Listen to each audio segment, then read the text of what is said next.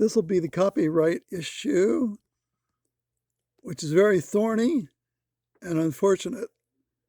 The Supreme Court has revised, but the ruling is still in place. So here's a short section of it. If you post anywhere, you're subject to the 3 strike and you're out. Here goes. Contributory copyright infringement. Not because Cox behaved well, it didn't. Cox maintained a 13-strike policy the district court called an elaborate sham. Internal emails showed a company culture summarized by one employee's blunt notation, DMCA equals reactivate. Cox blacklisted an entire copyright enforcement company to avoid processing infringement notices. It was, by any reasonable measure, a bad actor. And the Supreme Court still said that's not enough. Cox Communication versus Sony Music Entertainment held that providing a general-purpose service with knowledge that some users will infringe copyright is not contributory infringement, period. Liability requires something more, either active inducement of infringement or providing a service that is designed for infringement and lacks substantial lawful uses. Internet access is neither. The court dismantled the knowledge plus material contribution framework that lower courts had applied for over 50 years and replaced it with a 2-track test that general-purpose platforms will almost never fail. This is a case about an ISP, but its most important consequences are for you and YouTube. Why YouTube's 3 strikes policy exists and why the reason just evaporated. YouTube's 3-strike copyright system is not a product of altruism or corporate responsibility. It is a compliance mechanism built to satisfy a single statutory provision, 17 U.S.C. Section 512I, which conditions the DMCA safe harbor on having a policy that provides for the termination in appropriate circumstances of subscribers and account holders who are repeat infringers. The logic was straightforward. Without DMCA safe harbor, YouTube faces secondary copyright liability for the content its users upload. To keep the safe harbor, YouTube must terminate repeat infringers. To demonstrate it terminates repeat infringers, YouTube built the 3-strike system, 3 copyright strikes in 90 days, and your channel is permanently deleted, along with every video you ever uploaded and every subscriber you ever earned. Before Cox, this was load-bearing architecture. The DMCA safe harbor was the wall between YouTube and potentially ruinous copyright lawsuits. The 3-strike policy was a brick that held up that wall. Lose that safe harbor, face the lawsuits. Simple. Cox changed the equation. If general-purpose platforms cannot face contributory copyright liability regardless of their knowledge of user infringement, and YouTube is unquestionably a general-purpose platform, then the underlying threat that made 3 strikes necessary has diminished significantly. The DMCA safe harbor is still valuable to YouTube because YouTube hosts content and faces potential direct infringement claims, but the contributory liability sword that hung over the platform's head, the Supreme Court just sheathed it. Cox's own attorney conceded at oral argument that after this ruling, the safe harbor provision wouldn't do anything at all for conduit ISPs. For hosting platforms like YouTube, the safe harbor still matters, but it matters less.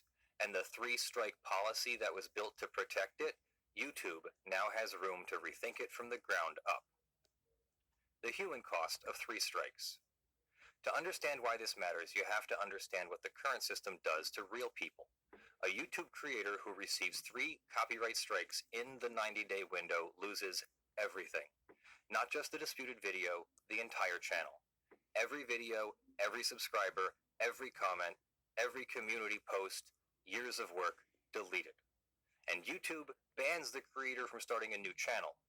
For full-time creators whose livelihoods depend on their channels, a 3rd strike is a professional death sentence. The U.S. Copyright Office's own 2020 Section 512 study found the notice and takedown system unbalanced, tilted towards right holders at the expense of users with legitimate fair use claims. Content is removed before any fair use analysis, Counter notifications take 10 to 14 business days, during which the content stays down, and the creator lives under the threat that a wrong guess about fair use or a bad faith claim by a rights holder could end their career. The chilling effect is real and pervasive. Creators self-censor. They avoid incorporating copyrighted material even when their use is clearly transformative. Commentary, criticism, education, parody. Video essayists skip visual references. Music commentators avoid playing the songs they're analyzing. Creators who cover news, law, or pop culture walk on eggshells around copyrighted clips, even when their use falls squarely within fair use. The system punishes risk-taking, and in a creative economy, risk-taking is the whole point. Meanwhile, Content ID, YouTube's automated fingerprinting system, handles 98 to 99% of copyright management on the platform, entirely outside the DMCA strike framework. Content ID scans every upload against over 50 million reference files and lets rights holders choose to monetize, track, or block. About 90% choose to monetize. Content ID claims don't generate copyright strikes, they direct revenue.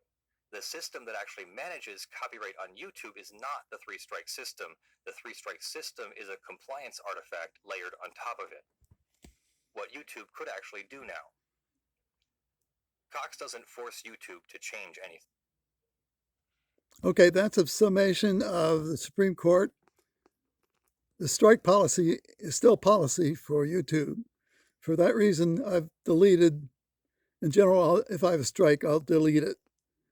Some are critical, where I'm critical of a practice, like one doctor wants to use LASIK on everybody. That solves the world problem of myopia. And I'm critical of that. To review it, I posted that statement. I call that fair use. A number of issues I want to talk about. But to talk about it, I have to produce a video of it. But this is why I don't, because of the strike issue. For now, I just delete the post if it's got a mark on it called copyright. In all cases, I give you the source. Go to listen to the original. I tell you where it is. How can that be copyright violation? Since I give you the book and we talk about the book. The only difference is it's on video, but in all cases, go read the book.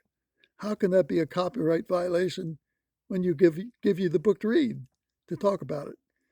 In any event, if you post videos, you're subject to this 3 strikes, you're out issue.